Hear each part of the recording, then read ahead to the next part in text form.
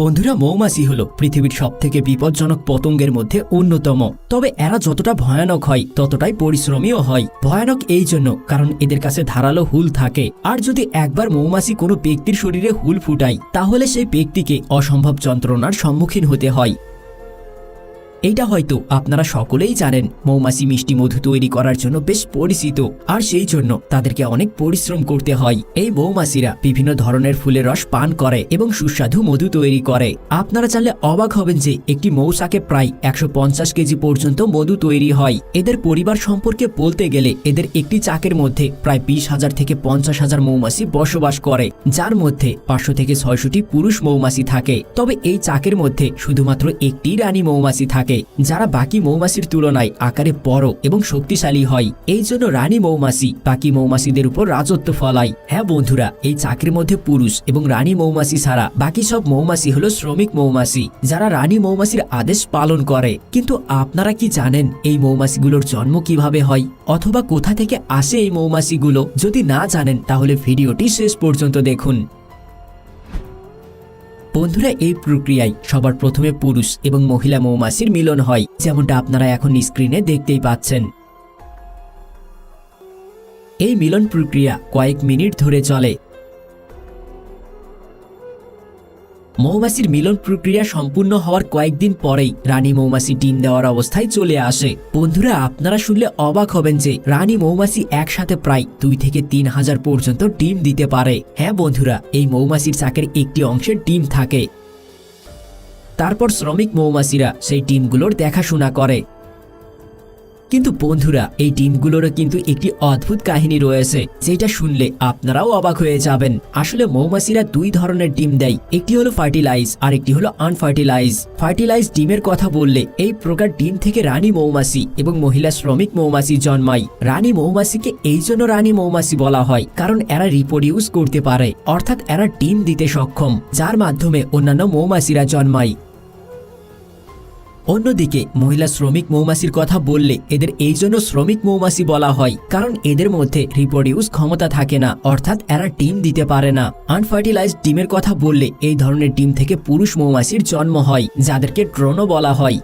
যখন এই ডিমের বয়স 3 দিন হয়ে যায় তখন সেগুলো লার্ভায় বদলে যায়, আর যখনই এরা লার্ভায় বদলে যায় তারপর শ্রমিক মৌমাছিরা তাদেরকে বিশেষ এক ধরনের জেলি খাওয়াতে থাকে, যার ফলে তারা দ্রুত গতিতে বিকশিত হতে শুরু করে। এই বিশেষ জেলিটিও ঠিক সেইভাবে তৈরি করা হয় যেভাবে তারা মধু তৈরি করে, শুধুমাত্র এর মধ্যে কিছু ফুলের পার্থক্য থাকে। প্রায় 3 দিন পর্যন্ত এই লার্ভাগুলিকে বিশেষ জেলি খাওয়ানোর পর তারা বুঝতে পারে যে এদের মধ্যে কারা রানী মৌমাছি, কারা পুরুষ মৌমাছি এবং কারা শ্রমিক মৌমাছি হবে।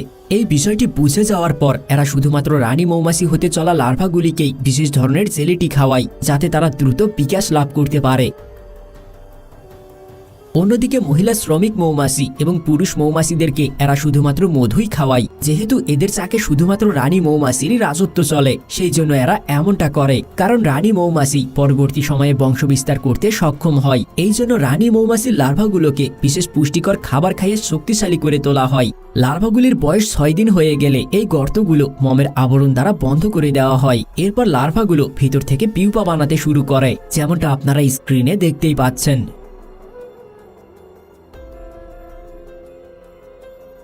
প্রায় 16 দিন পর রানী মৌমাছি মোমের আস্তরণ ভেঙে বাহিরে বের হয়ে আসে, ঠিক এইভাবে যেমনটা আপনারা দেখতেই পাচ্ছেন।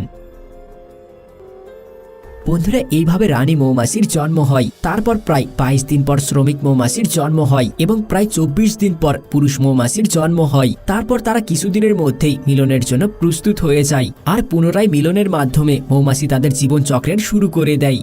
মৌমাছির আয়ু সম্পর্কে বললে শ্রমিক মৌমাছি প্রায় 6 সপ্তাহ পর্যন্ত বেঁচে থাকে। সেই সময় তারা ডিমের দেখাশোনা, চাক নির্মাণ, মধু তৈরি এবং চাকের সুরক্ষার মতো কাজগুলো করে থাকে। পুরুষ মৌমাছির কথা বললে তাদের আয়ু সাধারণত 20 সপ্তাহ পর্যন্ত হয়ে থাকে। সেই সময় তাদের একমাত্র এবং প্রধান কাজ হলো রানী মৌমাছির সাথে মিলন করা। তারপর পুরুষ মৌমাছি মারা যায়। কারণ মিলনের সময় পুরুষ মৌমাছিরা তাদের সমস্ত স্পাম রানী মৌমাছির শরীরে ট্রান্সফার করে দেয়, যার ফলে তাদের শরীরের সমস্ত শক্তি শেষ হয়ে যায়, যার ফলে পুরুষ মৌমাছি মারা যায়। রানী মৌমাছির আয়ু প্রায় 5 বছরের হয়, যেখানে রানী মৌমাছি তাদের সম্পূর্ণ জীবনকালে চাকের মধ্যে রাজত্ব করে আর পুরুষ মৌমাছির সাথে মিলনের মাধ্যমে পরিবারের সংখ্যা বাড়িয়ে তোলে। এইভাবে চাকে উপস্থিত সকল মৌমাছি একটি রানী মৌমাছিরই সন্তান হয়। এখন আপনাদের মধ্যে অনেকেই হয়তো এইটাই ভাবছেন যে একটি চাকের মধ্যে তো শুধুমাত্র একটি রানী মৌমাছি থাকে, কিন্তু যখন তারা ডিম দেয় তখন সেখান থেকে তো কিছু রানী মৌমাছিও জন্মায়, তাহলে তাদের কি হয়? তাহলে আপনাদেরকে জানিয়ে রাখি, যখনই চাকে অন্য রানী মৌমাছির জন্ম হয় তারপর সেই রানী মৌমাছিরা একে একে সেই চাক ছেড়ে চলে যায় আর তাদের সাথে কিছু শ্রমিক এবং পুরুষ মৌমাছিরাও চলে যায়। তারপর তারা অনেক দূরে গিয়ে আলাদাভাবে নিজেদের চাক তৈরি করে এবং নিজেদের বংশ বিস্তার করে, আর এভাবেই মৌমাছির জীবনচক্র চলতে শুরু করে। বন্ধুরা, যদি পৃথিবীতে মৌমাছি না থাকতো তাহলে আমরা হয়তো কখনোই এই মিষ্টি মধুর স্বাদ নিতে পারতাম না। বন্ধুরা, আশা করছি আপনারা বুঝতে পেরেছেন যে একটি মৌমাছির জন্ম কিভাবে হয়। বন্ধুরা, মৌমাছির জীবনচক্র আপনাদের কেমন লেগেছে? সম্মানিত ভিউয়ার্স, সবাই কেমন আছেন? আশা করি ভালো আছেন। এই ভিডিওটি আপনাদের অনেক কাজে লাগবে আশা করি। এই ভিডিও থেকে মৌমাছির জীবনচক্র থেকে আমাদের অনেক কিছু শিক্ষা গ্রহণ করা উচিত, এবং আপনারা কি কি শিক্ষা গ্রহণ করেছেন এবং অনুধাবন করেছেন তা অবশ্যই কমেন্টে জানাবেন।